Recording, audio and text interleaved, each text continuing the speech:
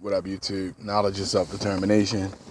So first and foremost, I want to say rest in peace to Kendra Shanice Reid, young black woman found.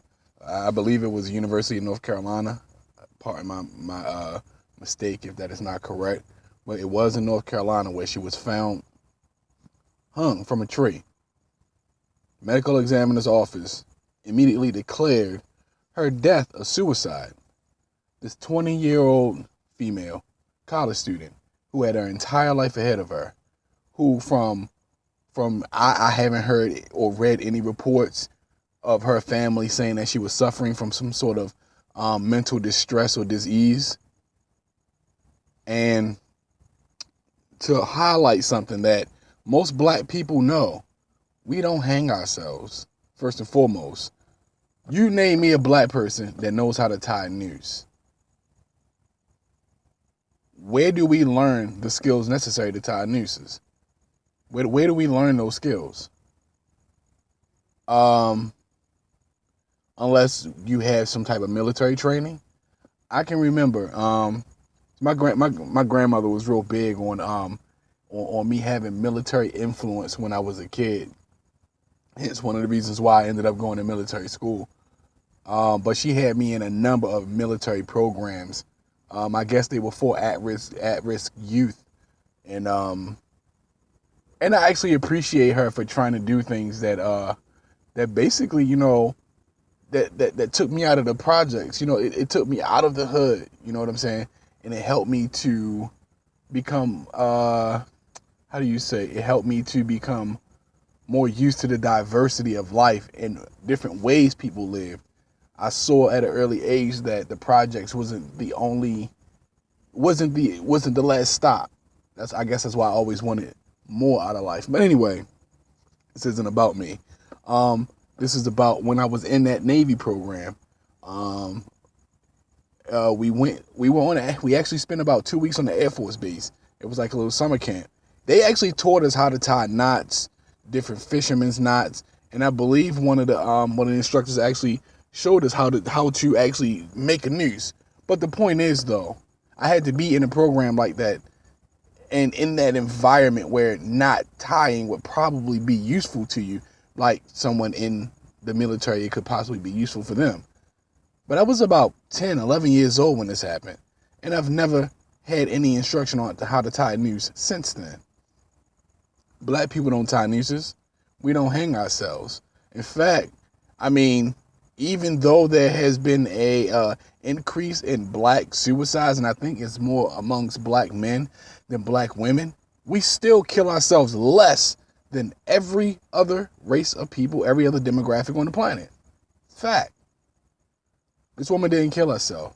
You know why when they find black people who quote unquote hang themselves, white people, and I'm just saying white people, not to single them out, but they are at the forefront of the criminal justice system, the criminal investigation. They are at the forefront. They are the majority in these fields. So, the reason why they can go to a crime scene where a black person supposedly hung themselves and without doing an autopsy immediately rule it a hanging is because they know the fucking calling card of the Ku Klux Klan.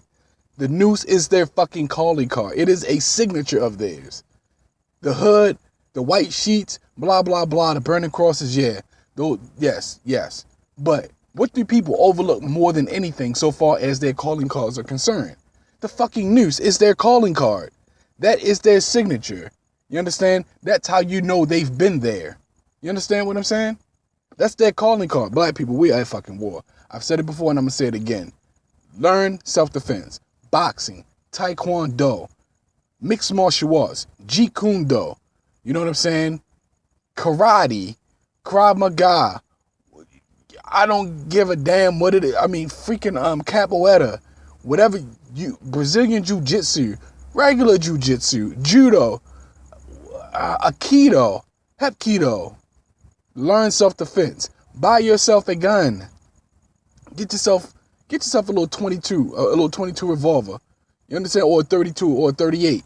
You know what I'm saying? And I say revolver because when you need a pistol to work In a clinch, a revolver is going to do it. It's not going to jam. You don't have to worry about the firing pin. Well, possibly, but there is no whole lot of intricate machinery involved with a revolver. You pull it out, you take it off safety, pop, pop.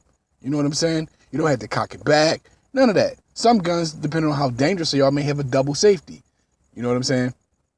But you don't have to worry about any of that. You don't have to worry about any of that. You don't have to worry about, cocking it back and too many bullets jumping up into the chamber, which jams up the gun.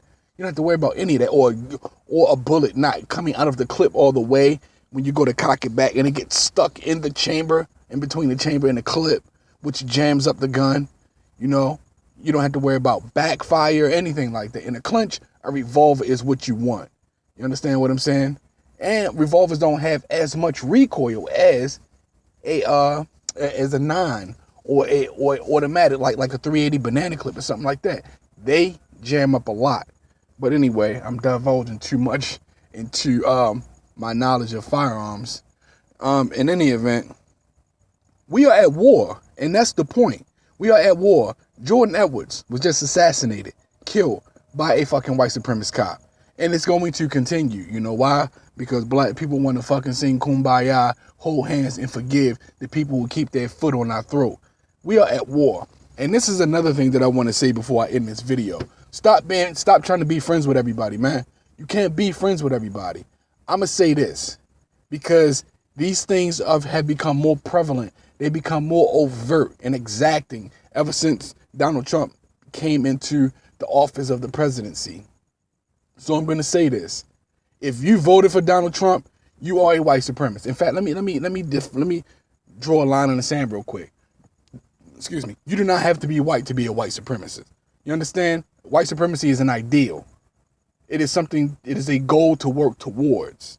You understand what I'm saying? So you don't have to be white to hold that ideal or work towards the goal of white supremacy. But if you are a black person, if you are a person, period, and you voted for Donald Trump, you are a white supremacist.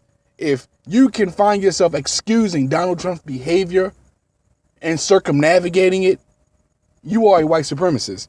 If you find yourself, when someone asks you about the questionable things Donald Trump has done, you turn around and start talking about Obama or the Clinton administration, you are a white supremacist.